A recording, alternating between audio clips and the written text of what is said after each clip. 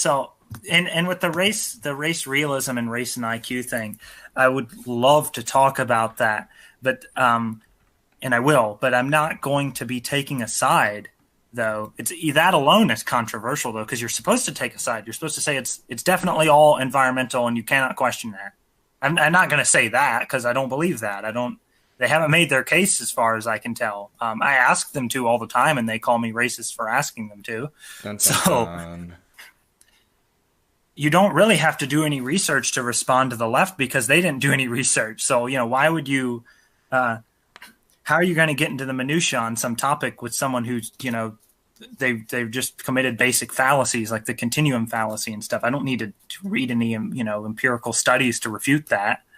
And their main argument with the race debate seems to be the argument from authority, which already is a bad argument, but they don't even do what they're supposed to do, which is provide like a statistic on the consensus. Like whenever the climate change debate happens and they use that, they say what the 97% of experts agree with climate change. Well, why don't they tell us how many are against race realism or against the race and IQ thing? They don't. So they don't even finish. It's a bad argument to begin with, like you can't just use the argument from authority. If Ken Ham if Bill Nye in his debate with Ken Ham just went on stage and said, well, most scientists aren't creationists, and that was all he said, like he would have lost that debate. It would have been a shit debate. You gotta say more than that.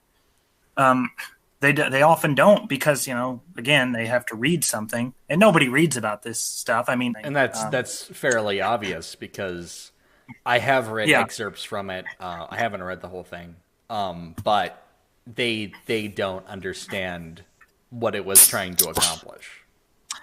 Yeah, I mean, I know basic things about the book, but like for example, when they inevitably use straw man arguments, like they say like IQ isn't immutable, like who the fuck says it's immutable? And then they use the not all thing, like not all black people have the same IQ. It's like I'm pretty sure that's not what the book says. I know that.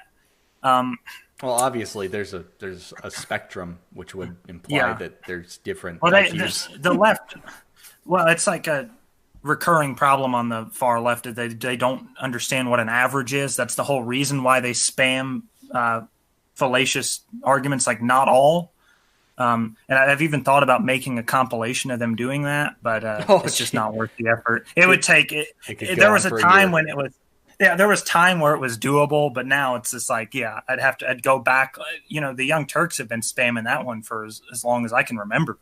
So prepare to download every Young Turks video, essentially. Yeah, not going to happen. It's not worth it. With the race and IQ thing, the leftists I've talked to don't realize that they have a burden of proof when they say it's all environmental. They need to give some reason to suggest that there being genetic differences is improbable. They can't just say they're offended by that. Like, okay, I don't care. They don't usually meet their burden of proof. Another thing they do is they have a tendency, and I've even seen this on the right, like people like the distributist have done this. They have a tendency to confuse race realism and race and IQ, and those are two separate debates. Right. And if you can refute one without refuting the other, like there could be no race IQ differences, but there could still be races. Right. Or there might be no races. It might be a social construct, but there's still differences in IQ between what we call races. So I can still hammer Michael Brooks. I've caught Michael Brooks in his piece of shit video where he just makes this baseless assertion that what does he say? IQ is heavily culturally determined. And like, as far as I can see in the literature, it's the consensus is the opposite. But he doesn't cite anything, so I was like, "What the fuck?" Yeah, they just don't know what they're talking about. Race is not a social construct. I mean, you can if you are of a certain race, you could be more genetically disposed to contract X, Y, or Z disease. We could look at your blood, we could look at your DNA, and we could pretty effectively track, okay, this is This is the bloodline you come from. This is where your people were. This is where they migrated from at some point.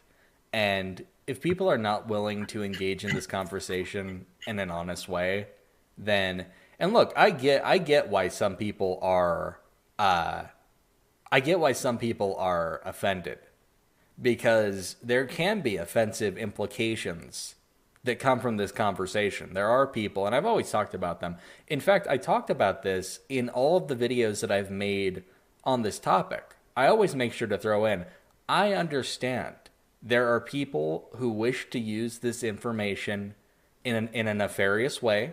They are a basement dwelling fringe of society who have no power, and they will never accomplish that. But that doesn't change that they want to. But given that, I understand the offense, but it's unhelpful in the long run. I think honestly the aversion to having this conversation and making the more extreme elements of this conversation seem like forbidden knowledge that's been sealed off has helped right-wing extremists more than it's hurt them in the long run. And that is something that is worth taking into account. What do you think about that? Can you repeat the question? I zoned out there. You're all good. I'm saying that I think the aversion to talk about this has been more helpful to right-wing extremists. Oh, I don't know. I don't know. I mean, okay. Yeah. You were saying that the left's aversion to do an honest debate here has helped the right. Now, there's a sense in which that's true, in that it's pushed people like me and Sam Harris to defending them, whereas we wouldn't have even discussed this. Like, I don't care about this topic at all. But when I see them not debating fairly, it's like, well, I'm going to defend anything if they're not debating fairly, So yeah, it pushed me over there. But I don't know that me and Sam Harris might be exceptional cases here. Like, for the most part, it may have worked for them. It saved them a lot of effort of having to, actually argue. That's can be difficult and time consuming. And a lot of this is hypothetical, but I do think that some of the more extreme people who would use information like this as the justification for building an ethno-state, or for segregating people, or for shipping people back to Africa or whatever. Now, granted, they're going to cite other reasons for that too. That they're going to cite crime statistics. They're going to cite things that are right. equally valid, but it doesn't mean. Obviously, that's kind of a ridiculous solution to even suggest, and the fact that we'd have to debate it is pretty sad. But obviously, I'm not calling for any of those. It doesn't throw. I guess the point is, it doesn't throw these things out the window. So it's more like you should say, I've said, don't give those people who use this to boost their extremist politics and their segregation talk, or their reinstate slavery talk. Don't let them use the statistics and monopolize them, because that doesn't automatically mean that there isn't truth in what's being discussed. And it would require a really, patient person to suss through all that and to really determine, okay, this is just extremist propaganda versus this is a scientific reality that is a bit unfortunate. And the thing is, I don't expect it to be equal across the board for any two given people in a society. All people have some kind of genetic difference between them. All people will have a genetic advantage in one area and a genetic disadvantage in another. And it would be completely ridiculous to expect the average IQs of the races to be the same. They're obviously. Well, I'll go ahead and say that I will take a stance on that, and they're not even genetically the same, although it could be negligible. Because if you were to divide the white population into two random halves, they're not going to be genetically equal with regard to IQ. They'll probably be very close, but I mean that's just a it would require some sort of miracle for them to be equal and stay equal for more than like 2 seconds. I mean, that's ridiculous. That would entail that, every time a smart black person dies, something equivalent happens within the white population to even it out. I mean, it's ridiculous. That's reincarnation talk, pretty much. But well, really, yeah. So what the left is trying to say, but they're not good at communicating.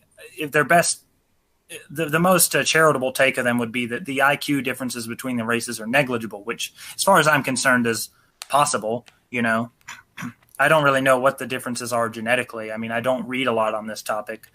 And, the only reason to read a lot would be to, like, refute the handful of people who do. And that would be, like, people like Alternative Hypothesis and stuff. And I'm familiar with him. And I know that, like, yeah, if he were to debate pretty much any leftists on this, let's be, general there. Yeah, he'd completely crush them because they don't know anything. So that doesn't mean he's right. It just means, his opponents are, they're lazy and stupid. He's well versed in his craft in that arena, and they're just not. And I doubt that many people would even go into the debate to begin with, which in his eyes and in the eyes of his audience, they would count that as a win anyway. Oh yeah, well, you won't debate me, so obviously you're afraid to debate me. I would win. Yeah, and you're right. That doesn't mean that they're automatically right, but again, that's kind of part of the problem. I do feel like there's people who have given some of the more extreme characters a monopoly on this issue that should be relevant to everyone. I mean, there is no issue in my mind that is theoretically more important than human intelligence, because it's human intelligence that even allows us to do this, that allows us to invent a platform like YouTube where we can come on and discuss the merits of any given argument. They're so unwilling to make any kind of concession. Like it is a fact that that your intelligence quotient is largely genetically determined, and becomes more genetically determined as you mature. They can't deny this. This is now, that doesn't mean that it's and the thing is, no one has ever said that it's 100% genetic. No one has said this. I've never said this. True. Charles That's a Murray straw has man. never said this. Who is the guy who Charles Murray debates all the time? Flynn. So yeah, there was I listened to this was recorded a long time ago, but there's a debate between Charles Murray and Flynn regarding kind of the differences of genetic and environmental effects on IQ. I obviously came out of the debate agreeing more with Charles Murray, but it is I think that it was representative of the kind of conversation I want.